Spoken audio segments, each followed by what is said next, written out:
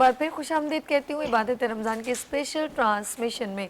और बात करेंगे सेहत और हिकमत की बात। और सेहत और हिकमत की जब बात होती है तो तिब्बे नबवी के साथ, और हम कोशिश करते हैं कि आपकी सेहत में जो आप डिफरेंट बीमारियों में मुब्तला हैं लेकिन रोज़े की हालत में हो, और फिर कोई आपको ऐसी इन्फेक्शन हो आंतों में, कॉन्स्टिपेशन, ज़्यादा कहते कम पानी पीने से हमें कब्ज़ हो जाती है, ये बड़ा, फिर ये इसका सारा कहते हैं 101 बीमारियों की जड़ है मैदा। और मैदे को अब किस तरह फ्लेक्सिबल रखना है। अब हम लोग क्या करते हैं, हर एक प्रोडक्ट खाने का ना, यानी कि इट्स मीन डिजोल्व होने का टाइम होता है, टाइम ड्यूरेशन। जैसे गोश्त का इतना टाइम लगता है, इतनी देर में वो हमारी बॉडी को लगता है। सब्जी जल्दी लग जाती है बॉडी को। अगर हम सब चीज़ें थोड़ी थोड़ी खा रहे हो तो मैदा डिस्टर्ब हो जाता है, पगलाट जाता है।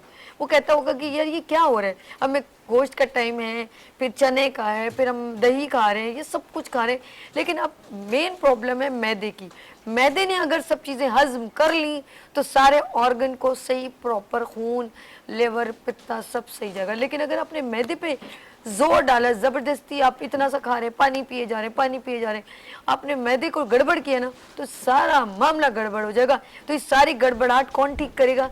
जी हकीम साजिद इस्लाम साहब, अस्सलाम वालेकुम। वालेकुम अस्सलाम वरहमतुल्लाह। जी सभी अल्लाह की ज़ात है शिफा देने वाली। बेशक। हम आपको वो बताएंगे जो कुदरत ने आपके लिए बेहतर करार दिया है।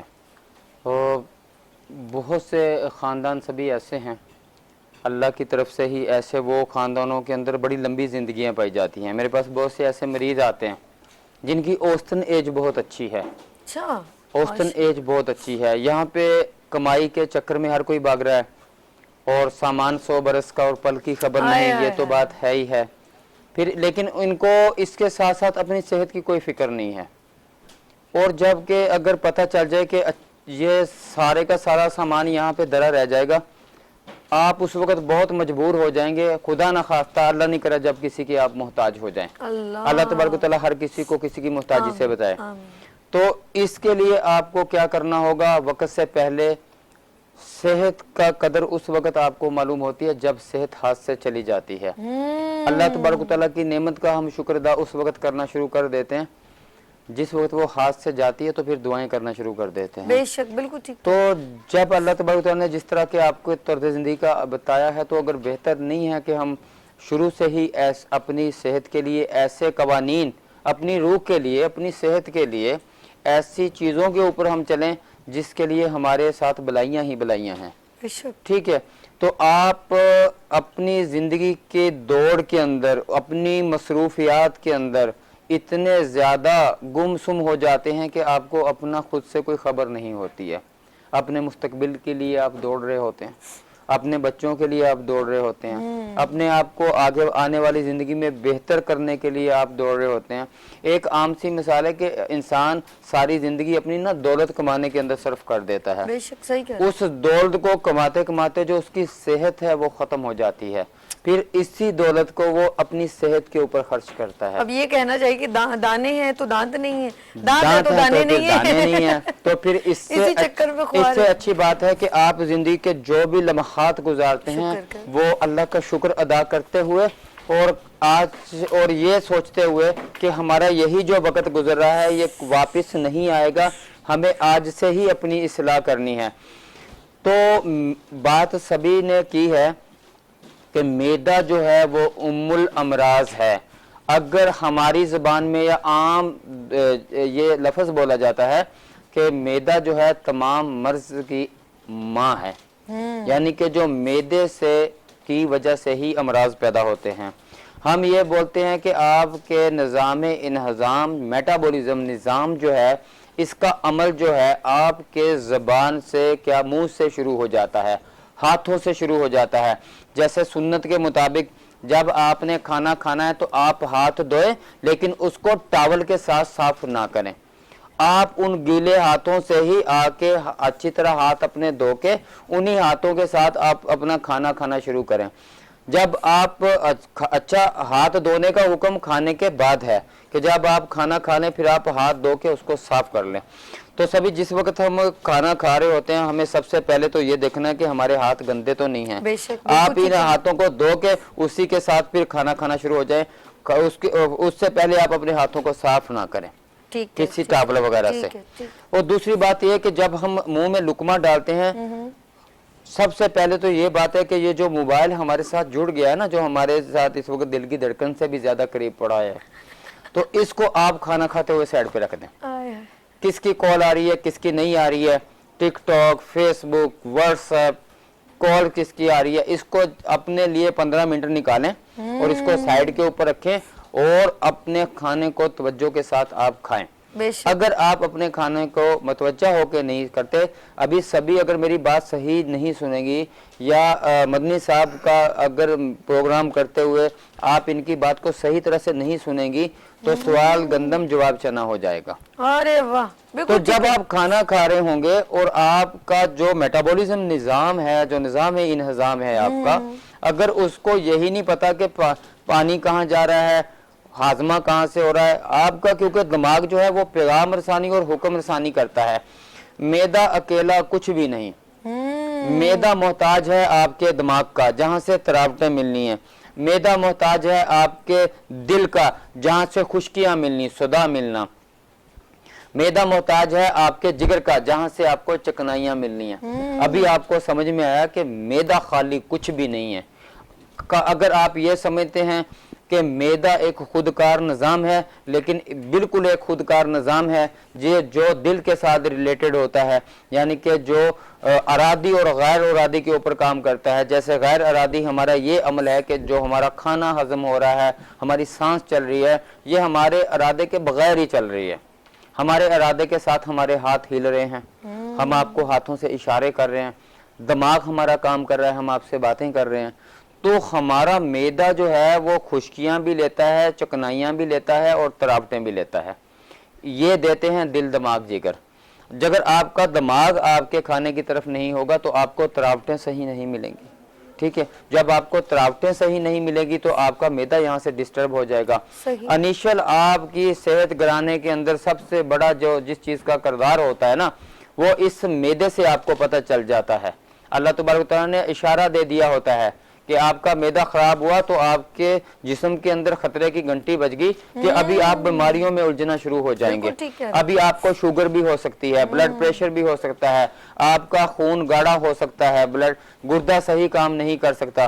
क्योंकि एक जो आपके अगर खानदान का जो सरबराह है, अगर आपके एक छोटी सी मिसाल दे रहा हूं, अगर आपके घर में आने वाली अग़ज़ियात ही गलत आ रही हैं तो आपके जिस्म के अंदर बीमारियां जन्म लेंगी। इसी तरह कि अगर आपको बहुत अच्छा भी खाना मिल रहा है लेकिन आपका खाने का तरीका गलत नहीं है, तो वो आपके जिस्म के लिए ग़ज़ाइयत की बजाय बीमारियों का बायस बनेगा। जैसे बेजा किसी चीज का इस्तेमाल, जैसे आपको ये पता नहीं है कि खाना खाते वक्त जो है पानी का मैं इस्तेमाल कर रहा हूँ, किस तरीके से कर रहा हूँ, आपको यही नहीं पता चल रहा है कि आप क्या खा रहे हैं और क्या आप इस वक्त आपको पानी की ज़रूरत है या आपने खाने को सही तरीके से चबाना है। अगर कहते हैं, एक आम सी मिसाल सुनी होगी कि खाने को 32 मरतबा चबा के अंदर लुकमा आप लेके जाएं। बिल्कुल ठीक कह रहे हैं। वजह ये, चलो एक फिक्रा बोला इसलिए जाता है कि अगर आपका मुंह से ही खाने का निज़ाम ठीक हो जाए तो आपके मैदे के ऊपर लोड नहीं पड़ता है। तो आपके जब मैदे के ऊपर लोड नहीं पड़ेगा तो आपकी इसी वजह से आंतें जो हैं आपकी ज्यादा जो है उनको परेशानी नहीं होगी। अच्छा, आंतों को नम जैसे खुश्क ना रहे। अच्छा, मैंने अक्सर देखा जब आंतें खुश्क होती हैं तो कब्ज का सबब बनती हैं। तो खुश्क मतलब ये कि हम थोड़ी ऑयली चीजें या ऑलिव ऑयल या इस तरह की चीजों को खाना जरूरी है। देखें सभी, एक बात आपको, कुछ लोग बिल्कुल ना हाथ हटा देते हैं जिनको दिल का मरीज। अभी मेरे पास जो है कॉल आ रही थी आपके आने से पहले। अच्छा, मेरे शुरू हो गए। जी जी जी, मेरे नंबर के ऊपर जो कॉल आ रही है, मेरे तमाम नाजरीन जो सुन रहे हैं उनको ये भी बताऊं कि हम प्रोग्राम में सभी से मैं गुजारिश करता हूं कि कॉल ना ली जाए प्रोग्राम के अंदर, इसलिए कॉल ना ली जाए, मैं अपना मौक़िफ़ बयान कर सकूं। आपको किसी बीमारी के बारे में डिस्कस करना है ना, मेरे व्हाट्सएप के ऊपर मेरे को बहुत दुनिया के मैसेज आते हैं, मैं वहां से रिप्लाई भी देता हूं और उनको आधा घंटा भी दे देता हूं एक पेशेंट को। और उन मरीजों से भी माजरत है कि जिनका अभी तक मैं रिप्लाई नहीं दे सकता हूं, नहीं दे सका मसरूफियत की वजह से। मैं इनको जैसे मुझे टाइम मिलता है मैं उनको एक मैसेज करता हूँ, सादा नंबर पे भी करता हूँ, अगर किसी का व्हाट्सअप हो तो व्हाट्सअप पे करता हूँ। लेकिन एक मरतबा जब मैं किसी से बात करता हूँ उसका मेरे मोबाइल के अंदर नंबर सेव हो जाता है। नेक्स्ट टाइम के ऊपर उसको मुझे अपनी बीमारी बताने की ज़रूरत नहीं पड़ती। मुझे पता होता है कि फ़लाँ बंदे ने उस बीमारी के बारे में मुझसे बात की थी। पूरे पाकिस्तान के अंदर हम मेडिसिन भिजवाते हैं इन्हीं नंबर के ऊपर जो है तशख़ीस करके। तशख़ीस पहले करते हैं हम, तशख़ीस के बाद ही मेडिसिन भेजी जाती है। बगैर तशख़ीस के सभी किसी की भी मेडिसिन नहीं हम बेचते हैं, भले वो हमारे जितना मर्जी हमारे साथ जो है वो बहस कर ले। अच्छा, मैंने सवाल ये किया था कि कुछ लोग जैसे दिल के चकनाइयों की बात हो रही थी, दिल के मरीज को जो है ना वो ज्यादा ऑयल से मना ऑयल से बात देखें, अगर ऑयल कम यूज करेगा तो उसकी आंतें खुश्क नहीं होने लग जाएगी। देखें ये बिल्कुल गलत बात है कि आप दूध को छोड़ देते हैं। बिल्कुल भी अगर दिल के मरीज हैं, दिल के 3 वाल्व बंद हैं, ओपन हार्ट सर्जरी का मशवरा दे दिया गया है, आप मलाई को उतार के दूध इस्तेमाल करें। आप अगर खालिस देसी घी आपके पास मौजूद है, खालिस देसी घी अगर आपके पास मौजूद है तो आप खालिस देसी घी का इस्तेमाल करेंगे, ठीक है जी। और इसके साथ साथ आप जैतून के तेल का भी इस्तेमाल करेंगे। जैतून का तेल जो है 2 चम्मच सुबह 2 रात आप अपने खाने के ऊपर डाल के लेंगे। बिल्कुल ठीक। अपने खानों के साथ फ्रूट का इस्तेमाल करेंगे। मैदे के मरीजों के लिए मैं एक बड़ी अहम बात करता हूँ कि आप फ्रूट जो है ना अपने खाने से पहले इस्तेमाल करें। ये कोई एंटीक बात कर रहा हूँ मैं, बड़ी बात। पहले आप फ्रूट खा लें, फ्रूट खाने के बाद फिर आप खाना करें, ठीक है, फिर आपका मैदा और ज्यादा सही रहेगा। वो मरीज जो कब्ज के अंदर मुबतला हैं, जो अभी आपको मैं एक कॉल की बात कर रहा था, सभी मेरे पास वो 3-4 महीने से पेशेंट मैदे के मर्ज के अंदर, मदनी साहब मैदे के मर्ज के अंदर बंदा IBS का मरीज हो जाता है, इरिटेबल बाउल सिंड्रोम का बनता है, आंतों की डिजीज होती है, आंतें जो हैं वो कमजोर होने से। अच्छा, ये जो मैदे का मरीज होता है ना नफ्सियाती हो जाता है, दिमागी तौर के ऊपर। आपको जैसे मदनी साहब आए हैं, सभी आई हैं, इन्होंने थोड़ी सी मैदे की बात की है और मैं मरीज हूँ मैदे का, मैंने फौरी आपको बोला मेरा भी मैदा खराब है, मेरे मैदे के साथ भी मसला चल रहा है। और डायरेक्ट होते हैं, इनडायरेक्ट नहीं, डायरेक्ट होते हैं। बस इनके सामने जो बात होती है जल्दी से बोल देते हैं। ये मैदे के मरीज की एक निशानी है। जैसे हम बताते हैं ना कि हम बंदे के बात करने के स्टाइल के ऊपर से ना हम उसके अंदर की बीमारियों की कैफियत का पता चल जाता है। बोलने से हमें पता चल जाता है कि कौन सा मिजाज चल रहा है। जब हमसे एक मरीज बात कर रहा होता है, एक आजाना स्टाइल से बात कर रहा है, एसाबी मरीज होता है, एक कड़क आवाज से बात कर रहा होता है, वो गर्म खुश्क मिजाज का बंदा होता है। एक गुद्दी मरीज होता है, वो मतलब कि कुछ आपसे अड़ भी जाता है और कुछ आपकी बातों में हाँ ना कुछ से एग्री, यानी कि मिक्स उसका जो है ना सेटअप होता है। दरमियाना तवस्सुस के अंदर मुतवस्सिस टाइप का वो बंदा होता है। तो ऐसा एसाबी मरीज जो होता है उसके सारे ऑर्गन्स कमजोर होते हैं, जिस्म कमजोर होता है और दिल बहुत ख्वाहिशात करता है लेकिन एक फैसला नहीं कर पाता है, ठीक है। और जो गर्म मिजाज का बंदा होता है, जिसको जिस तरह के जो ऐसा बंदा के जलाली टाइप का बंदा, जो बात सुने इधर और उधर उसको गुस्सा आ जाए फौरी, ऐसा गर्म खुश्क मिजाज का बंदा समझ रहे हैं, सब समझ। हाँ जी, ठीक है ना। तो आप ऐसे ऐसे हम मिजाजों की शिनाख्त करते हैं। ओलिव ऑयल तो हर मिजाज को इस्तेमाल करना चाहिए, वो सर्द खुश्क मिजाज का बंदा है या गर्म खुश्क मिजाज का बंदा है। दूध का इस्तेमाल तकरीबन हर पेशेंट को करना चाहिए। बलगमी पेशेंट जो होते हैं जिनको रेशा ज्यादा बनता है, उनको हम वक्ती तौर के ऊपर अगर दूध का मना करते हैं, उस वक्त मना करते हैं जिस वक्त खलत अरूज के ऊपर होती है। हमेशा से हम उसको मना नहीं करते हैं, लेकिन तब भी वो दूध पी सकता है। किस सूरत के अंदर? उसके अंदर वो अगर कच्ची हल्दी है या सादा हल्दी है, हल्दी डाल के ले सकता है। उसके अंदर वो सौंफ इस्तेमाल कर सकता है, इलायची इस्तेमाल कर सकता है। ये चीजें डाल के बलगमी मरीज भी जो है वो ले सकता है दूध, क्योंकि हमें सभी वो चकनाइयाँ जरूरी होती हैं। मेरे पास रात जो मरीज आया है, मैं आप सभी का प्रोग्राम ही सुन के वो मेरे पास आया था। ओ मेरे उनके साथ प्रॉब्लम क्या था, जिगर का उनके साथ मसला चला। उसके बाद वो बंदा जो है वो 3 स्टंट उसको एक ही उसके अंदर डले हैं, एक ही जगह पे 3 स्टंट डले हैं।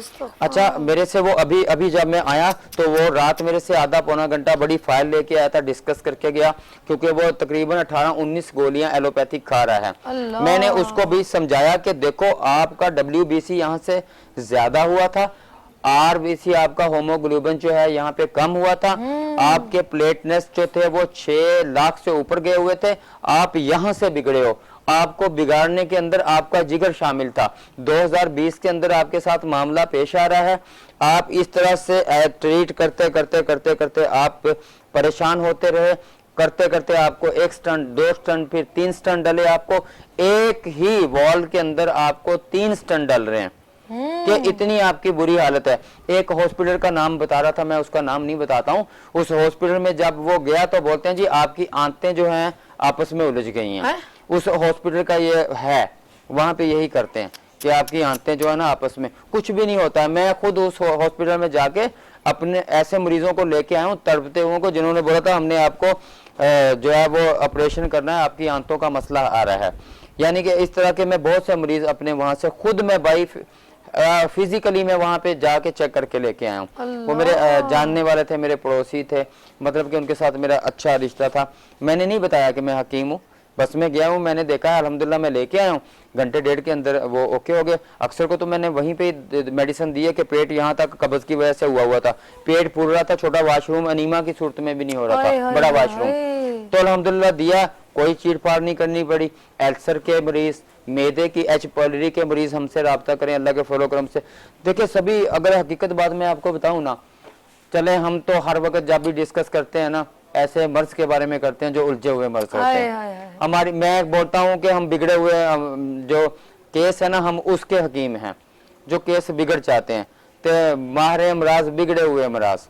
अगर कहीं मैं अगर आम लफ्जों में अपने आप को सोचूं या मैं बोलता हूँ, मैं अगर नॉर्मली देखूं तो मैदे का मरीज और जिगर का मरीज तो हमारे पास अभी इतना ज्यादा आता है ना, हमारे रजिस्टर फिल हो जाते हैं उनके केस लिखते हैं। लेकिन आपकी एक 2-3 चीजें ऐसी हैं जो मुझे ऐसा लगता है कि रेगुलर बतानी जरूरी है, ताकि जिन लोगों ने अभी टीवी ऑन किया हो या जिन लोगों ने मेरा पहली बार इबादत रमजान स्पेशल ट्रांसमिशन देखते हुए, तो साजिद इस्लाम साहब की एक जो मैं भी फॉलो कर रही हूँ, एक तो खाली पेट पानी पीना मैंने छोड़ दिया है, क्योंकि मुझे इससे इतनी प्रॉब्लम्स, इतनी बीमारियां मेरी इंक्रीज हुई थी, लेकिन अल्लाह इनको जिंदगी दे। मैं लाइव रोजे की हालत में, मेरे भाई आपको इतनी दुआएं कि जब से मैंने ये खाली पेट पानी छोड़ा, जब नींद से उठो ना एकदम खाली पेट, ना नीम गर्म पिए, ना वैसे पिए, ना डैसे पिए, किसी तरह भी ना पिए। मैं सच कह रही हूँ, ऐसे वैसे डैसे जैसे किसी तरह ना पिए। कितनी बेहतरी हुई आपको, और अल्लाह का शुक्र है बहुत सारी प्रॉब्लम सॉल्व हुई है।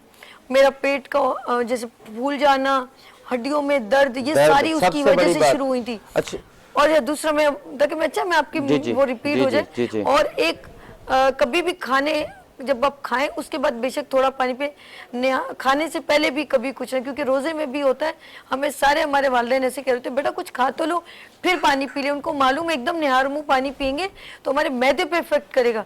तो ये कोई रीजन तो है कि कुछ पहले नबी सल्लल्लाहु अलैहि वसल्लम भी पहले कुछ खजूर या कुछ इनटेक करते थे, उसके बाद जो है पानी लिया जाता था, ये शरबत जो भी दूध वगैरह ले।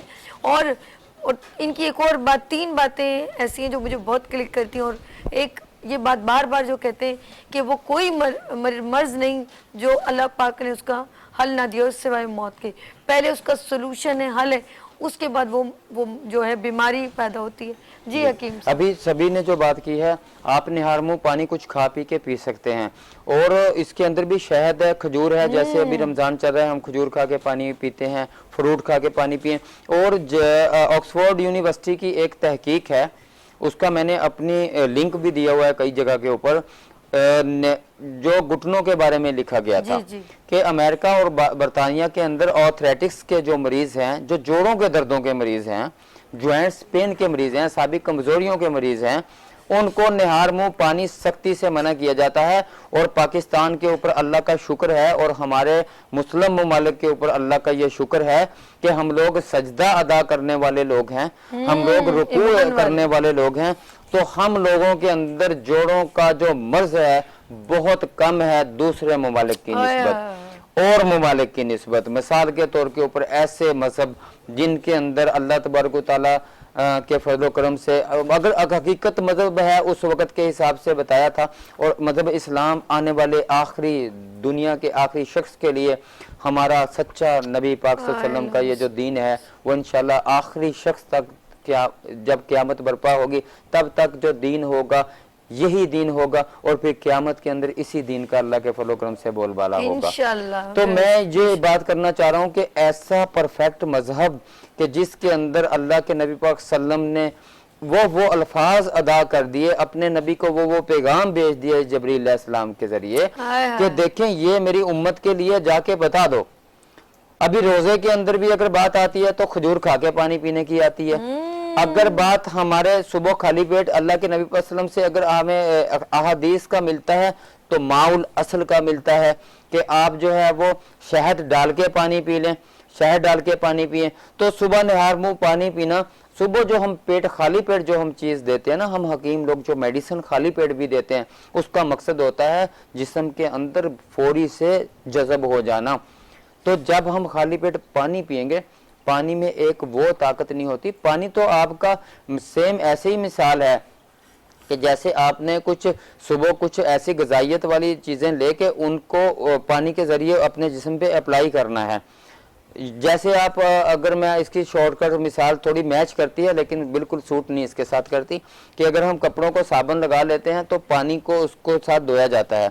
इसी तरह जब हम खुराक खा लेते हैं, इसके लिए जो हमें ज़रूरत होती है जिस्म के अंदर पानी की, क्योंकि हमारे जिस्म को एक पानी की खास मिकदार की ज़रूरत पड़ती है। हम ये पानी आपको जो पीने का बोलते हैं, ये हम दिन में पीने का बोलते हैं। कि जैसे अभी आपकी इफ्तारी हो जाएगी, आप 1 गिलास 1.5 गिलास पानी का जो है 1.5 घंटे 1 घंटे के अंदर करके आप जो है अपने जिस्म के ऊपर 10 से 11 गिलास अप्लाई करें। इसी तरह सुबह सहरी से पहले आप कुछ खा पी के, जैसे मैं सहरी में हमेशा बोलता हूँ, इस प्रोग्राम में भी बोलता हूँ कि अंडे की जर्दी खाना ना भूलें, मरीज़ लोग ना भूलें अगर वो रोज़ा रख रहे हैं। 3 से 4 खजूर ज़रूर लें आप। फ्रूट का सुबह के टाइम पे भी आप इस्तेमाल कर लें। मैदे के मरीज़ किसी सूरत भी ऐसी ग़िज़ाओं का इस्तेमाल ना करें जो खुश्क, गर्म और सर्द खुश्क में आती हैं। कौन कौन सी चीज़ें हैं? ये चीज़ें, इनमें मैं चंद चीज़ों का नॉर्मल सा नाम दे दूंगा। इसके अलावा अगर आप मेरे से प्रॉपर डाइट प्लान मंगवाना चाह रहे हैं तो सभी आपको भी मैंने दिखाया हुआ है मेरा डाइट प्लान कैसा है। उसमें आलू है, अरवी है, बैंगन है। अरवी तर सर्द में आती है लेकिन इसमें बादी होती है। बादी वाली और गर्म अशिया से परहेज करना चाहिए मैदे के मरीज को। आलू, अरवी, बैंगन, गोभी, भिंडी, दाल चना, दाल माश, बड़ा गोश्त, चावल, बादी चीजें। हाँ जी। और जो अल्सर के मरीज हैं दही इस्तेमाल ना करें। मजे की बात, जो तजाबियत के मरीज हैं वो दही इस्तेमाल ना करें। ये बहुत गलत कंसेप्ट मैंने देखा है कि तजाबियत के मरीज हैं, मैदे में अल्सर है, एच पायलरी एक्टिव है, वो ठंडे के चक्कर में कि दही ठंडा पैदा करेगा, वो नुकसान उनको ये पता होना चाहिए कि दही जो है वो और एसिडिटी करेगी और वो सर्द खुश्क मिजाज में आती है। आप तो पहले ही खुशियों के मरीज हो। एच पायलरी के सभी बहुत मरीज आ रहे हैं, मैदे के तो अभी मरीज भरे पड़े हैं। मैदे का इतना मरीज है कि अगर मैंने वो आपको कहा ना कि इतना पुराना पेशेंट था, आज मैंने उसको मदनी साहब मैंने उसको कल दवाई दी है, कल, आज 24 घंटे गुजरे हैं, अल्हम्दुलिल्लाह वो रिलैक्स हैं, बिल्कुल रिलैक्स हैं। क्योंकि ऐसे लोग जो बिला वजह से मैदे के मर्ज के अंदर राइजिक का इस्तेमाल करते हैं। हमारी राइजिक सुन लें आप क्या है। हमारी राइजिक है 1 चम्मच सौंफ का, 10 पत्ते पुदीने के, 5 अदरक के टुकड़े चने के बराबर और 3 से 4 इलायची। इलायची, सौंफ, अदरक और पुदीना बेहतरीन आपको राइजिक का काम करेगा। मैदे के जो मरीज हैं वो कच्चा नारियल जरूर खाएं। मैदे के मरीज जो हैं वो चावल से परहेज करें, बड़े गोश्त से परहेज करें, दाल चने से परहेज करें, दाल माश से परहेज करें। ठीक है। अपने खाने को मैदे के मरीज चबा चबा के खाएं। और मैदे के मरीज अपने खाने के साथ, बहुत अहम पॉइंट है, मैदे के मरीज अपने खाने के साथ पानी का कम से कम इस्तेमाल करें। 2 से 3 घूंट के अंदर आप कोशिश करेंगे। आप पहली बात तो इतना चबा के खाएं कि आपको पानी की जरूरत ना पड़े। अगर आपका लुकमा फंसता है तो आप 1 घूंट पानी का इस्तेमाल करें। सभी जो खाने के बीच में बात कर रही थी, असल में जो वो बात कर रही थी वो ये बात कर रही थी कि खाने के बीच में अगर आपको पानी की जरूरत पड़ती है तो 1 घूंट 1-2 घूंट लें। और खाने के बाद पानी का जिक्र नहीं है कहीं पे भी। खाने के बाद आप आधा घंटा तक सब्र करें, पानी ना पिए, उसके बाद रज के, तो उसके बाद पानी पिए गिलास, फिर आधे घंटे बाद गिलास, फिर आधे घंटे बाद गिलास, करते करते इतना भी तजावुज नहीं करना आपको पानी से। पानी का बहुत ज्यादा इस्तेमाल भी नुकसानदेह है। 1 मिनट है, कुछ अच्छा सा मैसेज दे दे, दस्तरखान की तरफ चलें। जी, दस्तरखान की तरफ हम जाते हैं कि ये पैगाम आपको देते हुए कि आप अल्लाह के नबी पाक सल्लल्लाहु अलैहि वसल्लम की सुन्नतों को फॉलो करें। मैदे के मरीज अगर सुन्नत के तरीके से खाना खाएंगे तो अल्लाह के फजल करम से बीमारियों से बचेंगे। और दूसरा मेरा तमाम अपने सुनने वाले नाजरीन के लिए आखिरी ये पैगाम कि आप हमारे नंबर जो स्क्रीन के ऊपर चल रहे हैं ना, इनके ऊपर व्हाट्सअप मौजूद है। अगर आपका किसी नंबर के ऊपर व्हाट्सअप मौजूद है, आप सबसे पहले मुझे मैसेज करते वक्त अपना नाम ज़रूर भेजें। अगर आप एसएमएस करते हैं तो ये बता दें आपका व्हाट्सअप नहीं चलता। तीनों नंबर के ऊपर व्हाट्सअप मौजूद है। आप अपनी बीमारी को एक पेन और कलम के साथ कागज़ के ऊपर लिखें, मेरे व्हाट्सएप के ऊपर भेजें। आपने मेडिसिन मंगवानी है तो भी बताएं, मेडिसिन नहीं भी मंगवानी तो कम से कम डाइट प्लान ले लें। डाइट प्लान से आपकी बीमारी कंट्रोल हो जाएगी। तो इंशाल्लाह ताला हमारा क्योंकि अभी इफ्तारी का बिल्कुल, और आप हमारे साथ दुआ में शामिल हैं, और दुआ में भी हम इंशाल्लाह आपके साथ शामिल हैं। और जो मुझे कॉलें सभी आ रही हैं ना, बहुत सी कॉलें आ रही हैं जी जी, और फोन बजते ही चले जा रहा है। ये बजते मैं सबको रिप्लाई दूंगा इंशाल्लाह। आप मिस कॉल भी मुझे दे दें, मैं सबको रिप्लाई दूंगा इंशाल्लाह। रिप्लाई देंगे। और यही एक दूसरे का ख्याल रखने का ये भी एक इबादत कहलाती है। हम लोग जाएंगे दस्तरखान की जानिब, लेकिन उससे पहले कमांडर बिल्डर सिटी का एक स्पेशल मैसेज है, विजन 2040 उनका स्पेशल सॉन्ग है। और फिर ये आप देखिए और उसके बाद हम वापस आएंगे तो दस्तरखान में आपके साथ मुलाकात होगी। लेंगे यहाँ पे छोटी सी ब्रेक और मिलते हैं ब्रेक के बाद, लेकिन उससे पहले विजन 2040।